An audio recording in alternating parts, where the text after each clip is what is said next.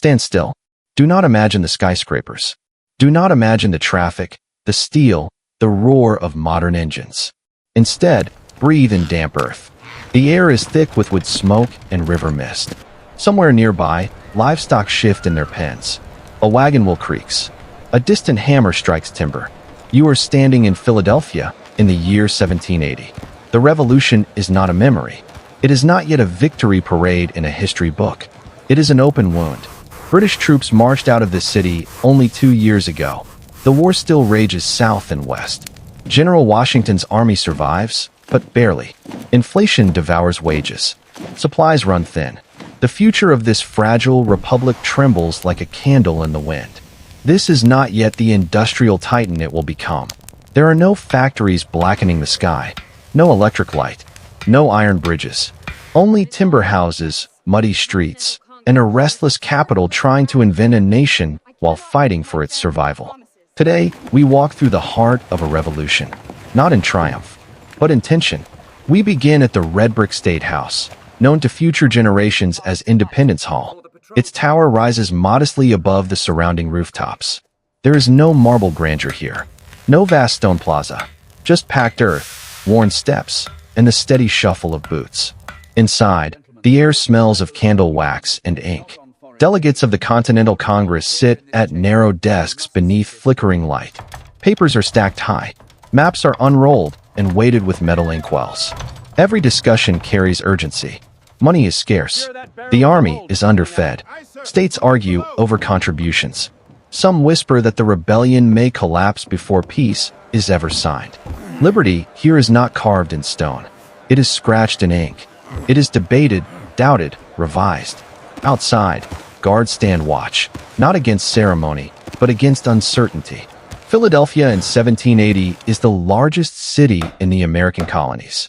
Nearly 40,000 souls crowd its grid of streets between the Delaware and the Schuylkill rivers. It is the political nerve center of a rebellion that has not yet secured its independence. There are no fireworks here, only arguments. Step away from the State House, and the streets swallow you. They are muddy, especially after rain. Horses struggle through rutted paths. Wooden sidewalks line certain stretches, uneven and splintered. Open gutters carry waste toward the river. You must watch your step. The smell is layered, with smoke from kitchen hearths, damp straw, livestock, and the faint salt of the nearby Delaware. Market stalls crowd the thoroughfares. Farmers from surrounding countryside bring vegetables, salted meat, and butter when they can. But shortages are constant. War disrupts everything. Prices soar. Paper currency weakens by the month. A woman haggles sharply over flour. A soldier in worn uniform leans against a post, hat low over tired eyes. Children dart between wagons, barefoot despite the chill. Not everyone here believes in the revolution. Loyalists, those still faithful to the crown, once walked these streets openly. Some have fled. Others keep quiet. Suspicion lingers in glances and hushed conversations. Philadelphia feels divided. The city has survived occupation. It has survived internal betrayal. It now survives inflation, scarcity, and fear. And yet, life continues. Tailors stitch coats. Blacksmiths hammer iron. Printers set type by hand, pressing pamphlets that argue, persuade, inflame. The revolution lives not just on battlefields, but in these narrow, restless streets. Now the ground slopes downward toward the river. The Delaware River is the city's lifeline. Wooden wharves stretch into brown water. Ships crowd the docks, merchant vessels, small privateers, supply boats. Sailcloth snaps in the wind. Ropes groan against pulleys. Dock workers shout over the splash of cargo lowered carefully by hand. This river carries gunpowder and muskets. It carries letters from France, hopeful whispers of alliance. It carries rumors of British fleets moving north. The smell here is stronger. Tar, fish, wet timber, human sweat. Cannon once echoed across these waters when British ships approached. Now the harbor is tense but active. Crates marked for the army are loaded with urgency. Barrels of salted pork, bundles of cloth, ammunition packed carefully in straw. War transforms everything into cargo. Philadelphia exists because of this river. And in 1780, the river remains both opportunity and threat. You can almost feel it. the sense that everything depends on supply lines holding firm. Only 2 years earlier, British troops occupied this city.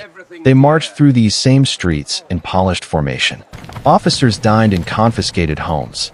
Loyalists felt emboldened. Patriots felt hunted. Now, in 1780, the British are gone, but the memory lingers.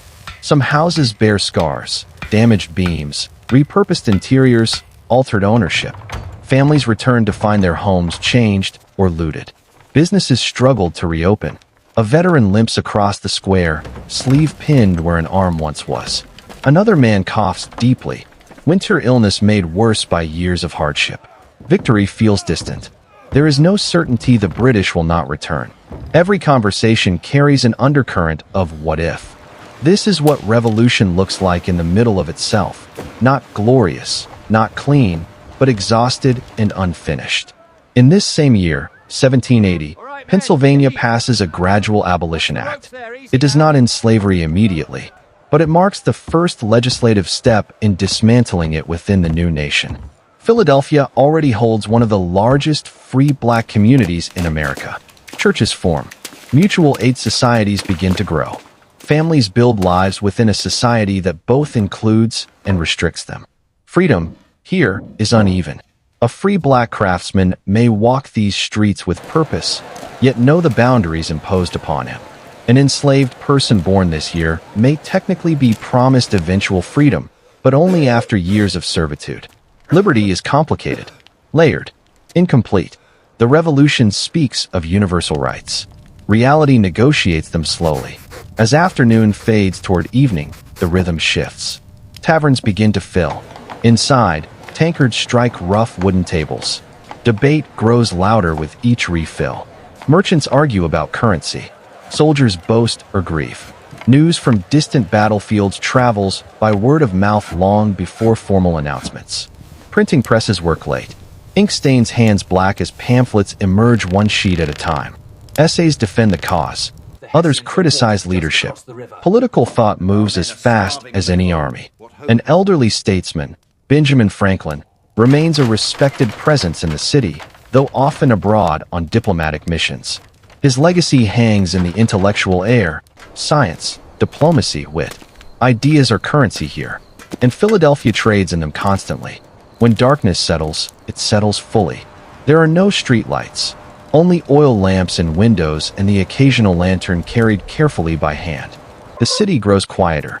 Hooves soften against dirt. Doors close. Hearth fires glow warmly through thin glass panes. From an upper window, faint music drifts, a violin practicing a familiar tune. Somewhere else, a child coughs.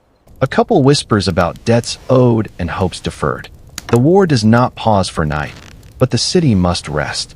Above, the sky is vast and unpolluted.